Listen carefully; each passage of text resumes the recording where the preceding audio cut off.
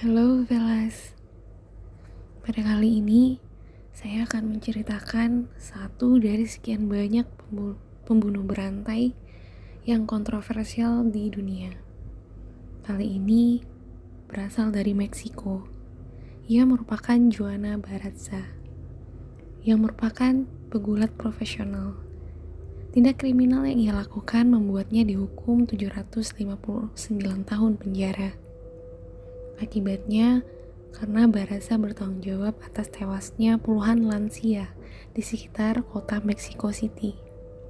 Pembunuhan tersebut terjadi antara tahun 2002 hingga 2006. Barraza lahir pada tanggal 27 Desember 1957 sebagai Juana Dayanara Barraza Samperio di pedesaan Hidalgo, Meksiko.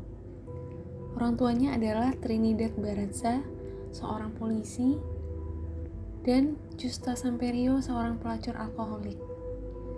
3 bulan setelah kelahiran Barraza, Justa meninggalkan suaminya untuk memulai hubungan zina dengan Revigio Samperio, pria yang sudah menikah, yang juga ayah tiri Justa, dan akan menjadi figur ayah Barraza sendiri. Sebagai seorang anak, Barraza tidak pernah belajar membaca dan memiliki hubungan yang sulit dengan ibunya, yang jarang diajak bicara saat masih bayi. Pada usia 12 tahun, ibu Barraza menyemburkannya untuk pertama kalinya kepada seorang pria bernama Jose Lugo dengan imbalan 3 bir.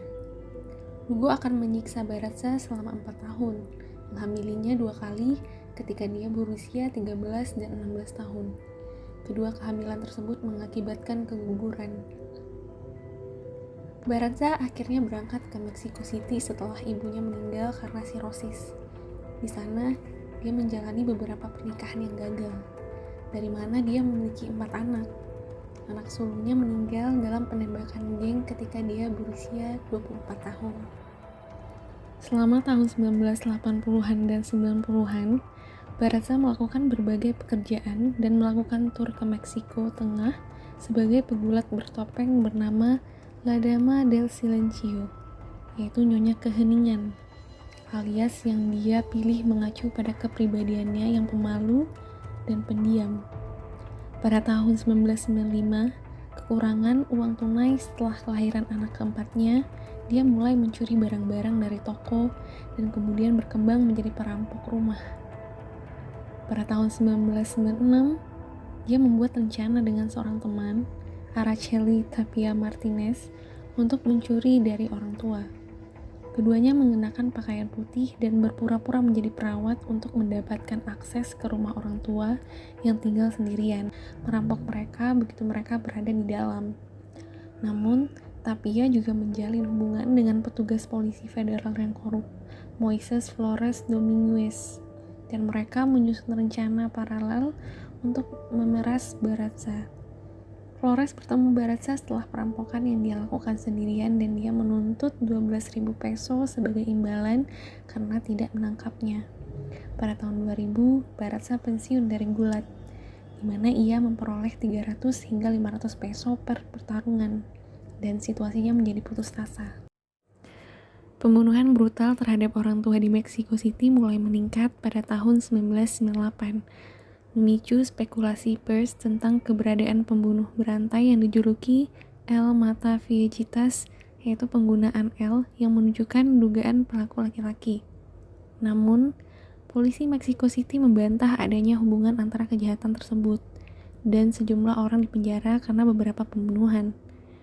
Korban pertama Barraza adalah Maria de la Luz González Anaya, yang dibunuh pada 25 November 2002. Begitu tiba di apartemennya, González berkomentar bahwa Barraza dianggap menghina. Barraza sangat marah dengan ini dan memukuli González sebelum mencekiknya dengan tangan kosong. Barraza tidak membunuh lagi selama 3 bulan, dan dia mungkin terinspirasi untuk melakukannya lagi oleh cerita yang ada tentang Mata Viejitas daripada menginspirasi mereka sendiri.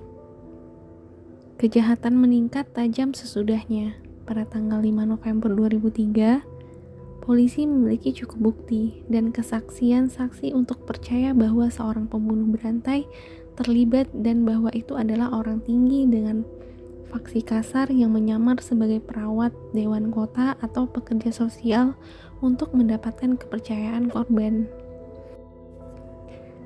Namun, polisi enggan untuk mengumumkan karena mata Viejitas telah menjadi senjata dalam pertarungan antara pemerintah federal Meksiko yang dikontrol oleh PAN dan Dewan Kota Ibu Kota yang dikendalikan oleh PRD.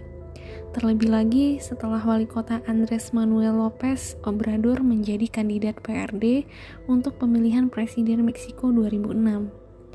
PAN menyerang López Obrador mengklaim bahwa kejahatan kekerasan telah meningkat selama masa jabatannya dan rencana perawatan kesehatan publik yang baru-baru ini diterapkan untuk penduduk berusia di atas 70 tahun disalahkan atas pembunuhan karena menurut mereka pembunuhnya adalah seorang perawat.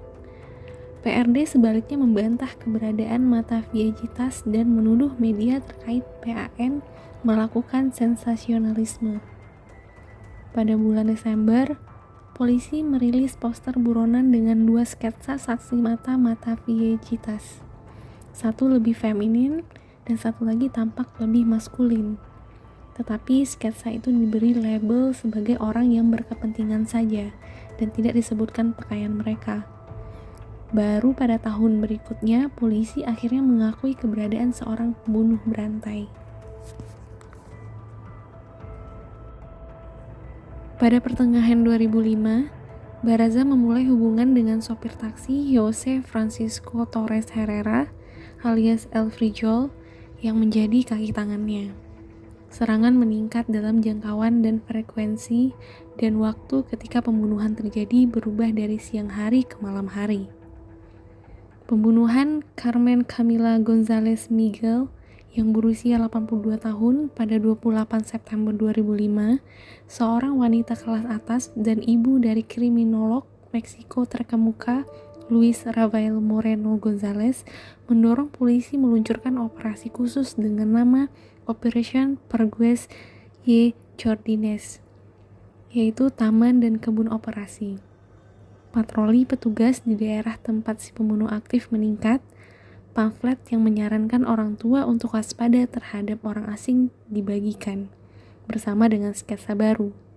Dan polisi bahkan membayar wanita tua untuk bertindak sebagai umpan di area taman.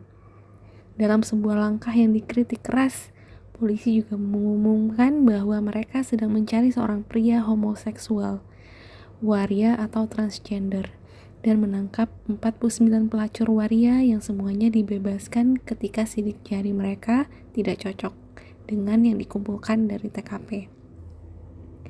Polisi juga meminta kerjasama dari polisi Prancis dengan keyakinan bahwa pembunuhnya mirip dengan pembunuh berantai homoseksual Thierry Paulin alias The Monster of the Montmartre. Minimnya pembunuhan setelah Oktober membuat penyidik menganggap pembunuhnya bunuh diri. Namun pada 25 Januari 2006, Baraza terlihat oleh seorang penyewa saat dia meninggalkan lokasi pembunuhan induk semang Ana Maria de los Reyes Alvaro, dan dia ditangkap oleh patroli polisi yang lewat.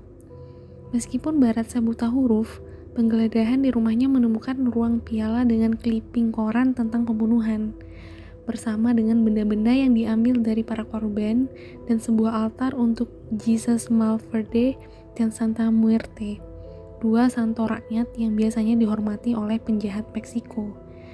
Baraza juga diminta berpose di samping patung dada dan sketsa saksi mata Viejitas. Ini dikritik karena menyesatkan publik agar berpikir bahwa polisi telah berada di jalur yang benar untuk menemukan Baraza. Kenyataannya, Baraza sebelumnya berada di kantor polisi dan bahkan diwawancarai di sebuah program TV tentang gulat hanya 1 minggu sebelum penangkapannya. Semua tanpa menimbulkan kecurigaan. Pada tahun 2008, Baraza diadili atas 30 pembunuhan dan dinyatakan bersalah atas 16 diantaranya, dan juga atas 12 perampokan. Hukumannya sebagian besar untuk pembunuhan yang bisa dia ikat melalui bukti sidik jari. Baraza dijatuhi hukuman 759 tahun penjara tetapi dia akan dibebaskan bersyarat pada tahun 2058 pada usia 100 tahun. Untuk modus Baratza sendiri, ia mendekati korbannya di jalan atau mengetuk pintu mereka, berpura-pura menjadi perawat dewan kota atau pekerja sosial. Awalnya dia akan menyamar dengan hanya mengenakan pakaian putih, tetapi kemudian dia mendapatkan seragam perawat asli. Tergantung pada kekayaan korbannya, dia akan mendapatkan kepercayaan mereka dan masuk ke rumah mereka dengan menawarkan pijat atau bantuan dalam mendapatkan obat-obatan dan subsidi. Jika korbannya terganggu, dia langsung mencekik mereka. Jika tidak, dia akan mengalahkan mereka terlebih dahulu, menggunakan gerakan yang dipelajari dalam karir gulatnya. Meskipun dia membawa tas berisi peralatan medis sebagai bagian dari penyamarannya, Baratza biasanya mencekik korbannya secara manual atau dengan pengikat yang diambil dari rumah korban sendiri, yang akan dia tinggalkan di TKP. Dia juga akan merampok para korban setelah membunuh mereka, sebagian besar untuk keuntungannya sendiri. Pada saat itu, polisi Mexico City menggunakan dua profil si pembunuh, yang terkadang saling bertentangan. Sebuah laporan fisik berdasarkan laporan saksi mata menggambarkan si pembunuh sebagai seorang pria berpakaian seperti wanita, atau wanita yang kuat, berpakaian putih, tinggi antara 170 sampai dengan 175 meter, kulit yang kuat, coklat muda, wajah oval, pipi lebar, rambut pirang, alis yang tergambar, dan berusia sekitar 45 tahun. Yang psikologis yang dikembangkan oleh Departemen Kehakiman Meksiko setelah memeriksa kasus-kasus pembunuhan berantai yang menargetkan wanita tua di Prancis dan Spanyol, malah menyerukan penangkapan seorang pria dengan preferensi homoseksual, korban pelecehan fisik masa kanak-kanak, hidup dikelilingi oleh wanita. Dia bisa saja memiliki nenek atau tinggal dengan orang tua, memiliki kebencian terhadap sosok feminin itu. Itu dia cerita kita dari Joanna Baratza. Mungkin kita bisa ngambil hikmahnya dari semua cerita ini, dan semoga apapun yang saya bagikan dapat memetik pelajaran bagi kita semua untuk tetap waspada apapun keadaannya. Terima kasih telah mendengarkan cerita ini. Sampai ketemu di video cerita yang lebih menarik lainnya. God bless you.